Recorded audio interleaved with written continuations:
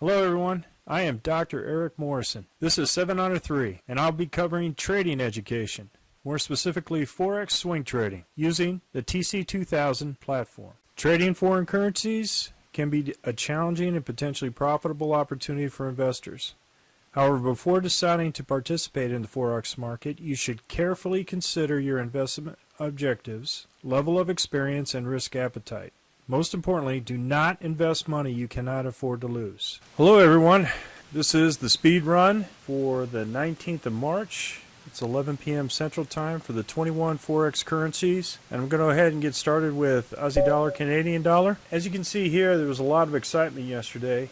It went past the Z3 all the way down, almost an additional 2 to 3 R. Towards the morning, I did move my stops down. It wasn't part of last night's update, so I'm going to go ahead and stay authentic to what I recommended previously in terms of the overall stop.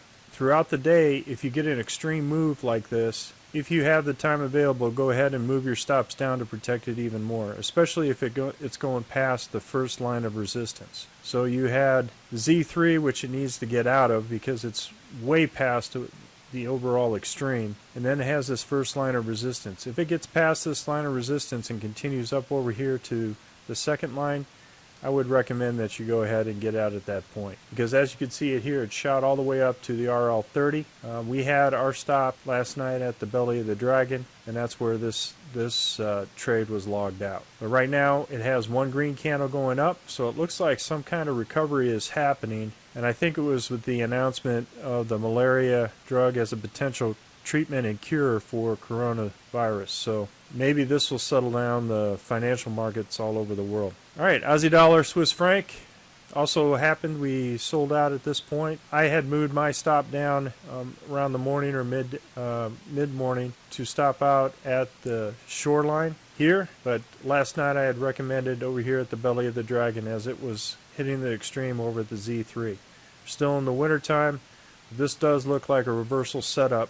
We'll see what happens tomorrow afternoon. Aussie dollar, Japanese yen, same thing, a reversal. As you can see, a majority of the currencies did a reversal today. We recommended a stop at the belly of the dragon, which was the RL30 at the time, same thing. It went down to this extreme, came right back up. I moved my stop in the morning down to the second set of resistance, which was the RL10. And so you have to make that determination if you want to continue to protect your profit if you don't see further action to the downside. Anything taking out this lower low means more momentum to the downside. So if it went right back up without taking out this low, then you go ahead and move your stop down and protect your profit. Aussie dollar, New Zealand dollar, we were also taking out this trade at the belly of the dragon. As you can see, we had a spike up with the news during the winter season, but it continues to go up. We'll see Friday afternoon at 4 p.m. Central Time whether or not this is a green candle. The more action is to the upside.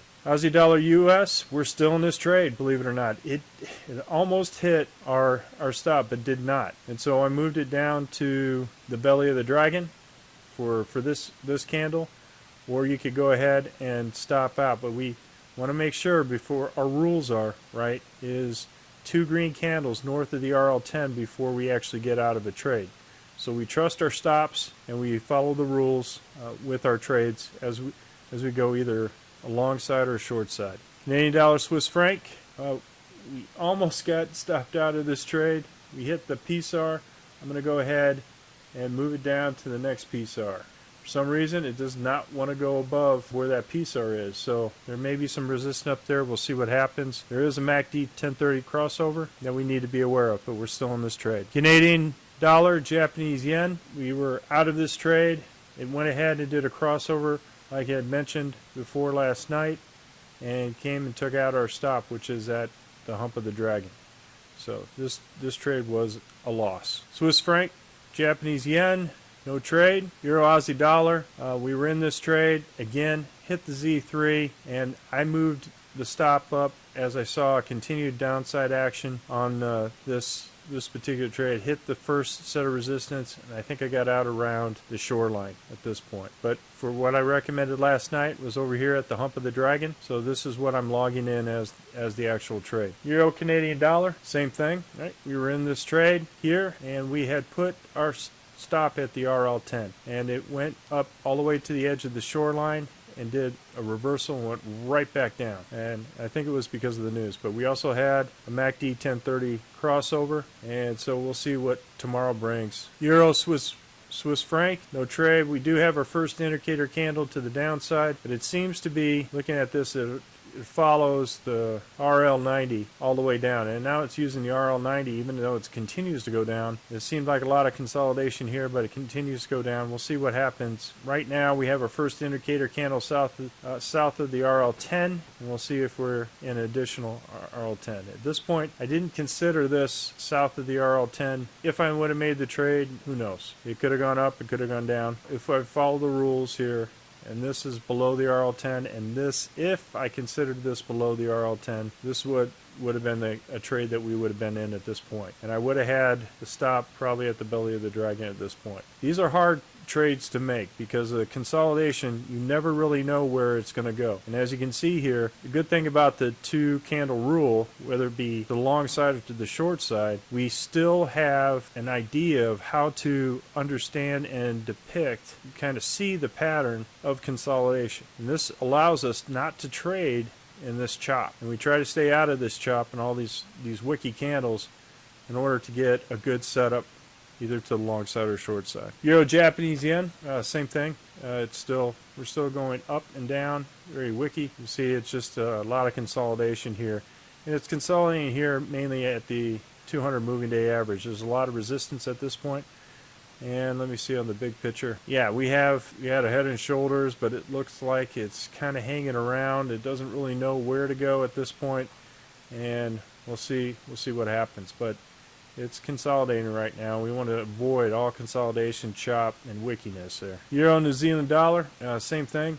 Extreme candle to the upside over there by the Z3, then came right screaming back down through this. I'm moving my stops up to protect my losses. But for what I recommended last night, I kept it authentic, and I put it right here at the hump of the dragon, which was also the RL30. Euro USD, we're still in this trade. I moved it down to the edge of the river, protecting our profit up there. So it's more than break even plus dinner for two. So we're in the fall season right now, and we'll see what happens. New Zealand Canadian dollar, we're not in this trade. As you can see, it was north, then it went south, then it went way south, and then went back north, and now it's going south again. So there's some consolidation here that's going on. We had a small gain at this trade, and then we had a loss at this trade. And so with the 200 moving day average, it's kind of huddling to see where it wants to go. So we'll see. New Zealand dollar Swiss franc, same thing. Extreme candle all the way down to Z3, came back and went right back up, and I went all the way almost to the hump of the dragon. Second set of resistance, that this is a potential where we need to save a portion of our trade. So like I said, I went ahead and put my stops lower to the first level, but here's where I recommended it last night. So staying true to this is what I logged as far as the gain for that trade. But what we have to consider is when we get to the Z3, how much of this are we going to protect the candle comes back against us, right? Because that is a lot of R to give up. New Zealand dollar, Japanese yen, same thing. Again, another extreme candle, then came right back up. We closed out this trade at the belly of the dragon. Guy moved it to the RL10 for that trade. But staying true, what I recommended last night was the belly of the dragon. New Zealand US dollar, same thing. It went to the extreme edge, I mean way past the Z3, and now it screamed back past the RL10, and I moved it down to the edge of the riverbank there. And so, but here's what I recommended last night, and this is where it was. US dollar, Canadian dollar, we're still in this trade. I moved it up to the RL10 here at the base. It's got some more resistance to go through. We're in the summer season. We're in this trade, been in this trade for a little while now, and so it's continuing to go up. If you want to go ahead and move it down to the hump of the dragon, you can do that as well. I want to kind of protect. I moved it here is because I moved it to the riverbank on this candle. US dollar, Swiss franc, we're still in this trade. Went all the way up to the 200, like I mentioned last night. We moved up our stop up to the RL270, and we have one set of resistance here, so it has potential upside to go up to the edge of the shoreline. It's at the first level of support here, and we also have the RL10 as support, so I have the stop at the RL270. USD Japanese yen, we're still in this trade. I had it break even plus dinner for two at the 200 moving day average. I'm going to move it up to the RL270. It's currently at the RL10. It bounced off the edge of the river, and we'll see what happens. But this is a little bit more than a break even plus dinner for two. Alright, that's all I have for the speed run. I want to go ahead and mention that there will be a Forex basic boot camp that'll be happening on 1 April.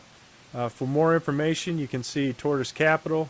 Happy trading, everyone. Well, if you like this video, go ahead and hit the like button below and the subscribe button. And if you want more information on TC2000, I have an affiliate link below. If you open up a TC2000 account, you will receive a $25 discount using that link. Thank you for your time.